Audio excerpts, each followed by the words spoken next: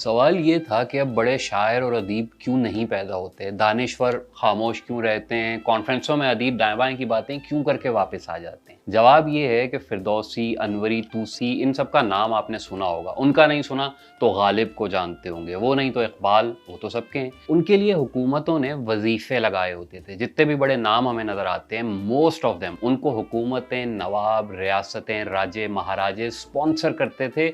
शायर का काम, अदीब का काम तारीखी तौर पे कारोबार करना नहीं था। उनकी बस सीधी सादी यही नौकरी हुआ करती थी कि अपना कंटेंट क्रिएट करें और जिसकी खाएं उसके गुन गाएं, और जो ना गाए तो उसके साथ वो हो जो तारीखी तौर पे बाअदब, बामुलायदा, होशियार टाइप के ड्रामे हमें बचपन से दिखाते आए हैं। उस वक्त के लोग ये बात समझते थे कि जो आदमी सोच विचार कर रहा है, जो आदमी लायानी उलझने सुलझा रहा है, जो मुआशरे पे नज़र रखे हुए और अपने मुस्तकिल ख्यालात का इजहार कर रहा है, जो आदमी एक ही मजमून 100 रंग से बांध रहा है, उसका दिमाग कुल वक्ती वहीं खपा होगा। वो जाहिरी सी बात है, वो आदमी कुछ और नहीं कर सकेगा। अब ऐसा नहीं। अब ज़माने की साइंस ये है कि जो कमाएगा वो खाएगा।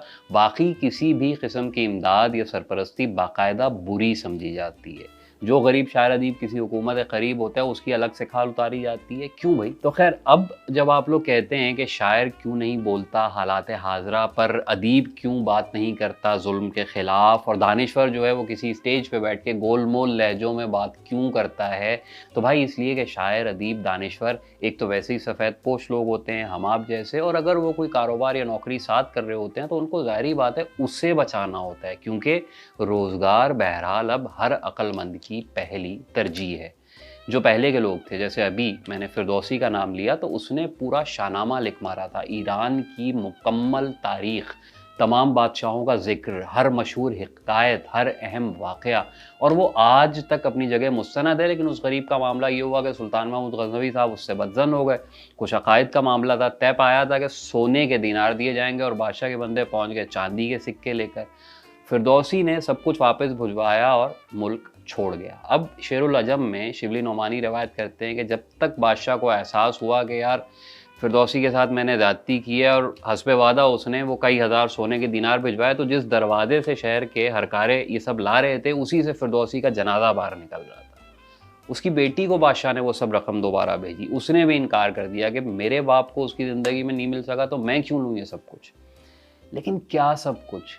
एक जॉब थी, उस पे हुकूमती इनाम था, वजीफ़ा था, तवक्को पूरी ना होने पे नाराज़गी थी। फिरदौसी की साहिबजादी का गयूर किरदार अपनी जगह अहम, लेकिन जो बात मैं समझाना चाह रहा हूँ वो ये है कि बाबा, शेर व अदब में बड़े लोग उसी वक्त पैदा होते हैं जब उन्हें घर में दाने पूरे होने की टेंशन ना हो।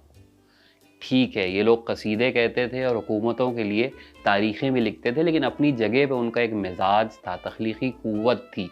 ये सब ना होते तो आपके पास लिटरेचर के नाम पे क्या होता? मुसव्विर, गवैये, सभी लोग दरबारों से वाबस्ता थे। ये सिलसिला ऐसा ना होता तो इंसान के पास पिछले 4000 साल में और बचत क्या थी? तो अगर आप अब ये कहते हैं कि दानिश्वर कमर्शियल हो गया है, या शायर जो है मुशायरों में जाने की फ़ीस ले रहा है, या मैं जो हूँ मैं किसी इजलास को अटेंड करने के पैसे मांग रहा हूँ, तो यार इसकी वजह ये है कि अब तो कोई रियासत हमें सपोर्ट नहीं करती। हमने जो करना है खुद करना है, और बड़ा हाथ पैर बचा के करना है। हाँ, जो दानिश्वर बिल्कुल खुले बेलगाम बोल रहे हैं, ज़ाहिर बात है उनके पास भी कोई ना कोई स्पॉन्सर है। तो तरीक़ा ये है भाई कि अगर तो स्पॉन्सर है तो उसकी रियायत से बोलो, और अगर नहीं है तो फिर पैदा करो, और अगर पैदा भी नहीं होता तो फिर जो मर्ज़ी करो। बल्कि फिर इसका मतलब ये समझो कि तुम्हारी अहमियत इतनी नहीं है कि तुम्हें ख़रीदा जाए, या कोई कीमत लगाने के काबिल तुम्हें समझता ही नहीं है। हज़ारों में से एक दो कोई जेन्युइन सरफिरे निकलते हैं, लेकिन वो भी खुद अपने आप में महात्मा होते हैं, ये अलग मौजू है। तो दानिश्वर तबका जो है उससे प्यार मोहब्बत से पेश आएँ, और ये चीज़ रियलाइज़ करें कि वो आपके जैसे इंसान हैं, और अगर उन्होंने खामोश रहना है तो वो सिर्फ इसलिए है क्योंकि उन्होंने अपनी बची खुची इज्जत बचाए रखनी है। अब वो दौर नहीं है कि कोई कदरदान आके उनके मुंह मोतियों से भर देगा या वज़न के बराबर सोने में तुलवा देगा। अब तो भाई एक कमीज़ पतलून जो पहनी है उसे भी बचा के चलना पड़ता है। कौन अपनी ज़िंदगी मुफ्त खतरे में डाले और किसके लिए? शुक्रिया।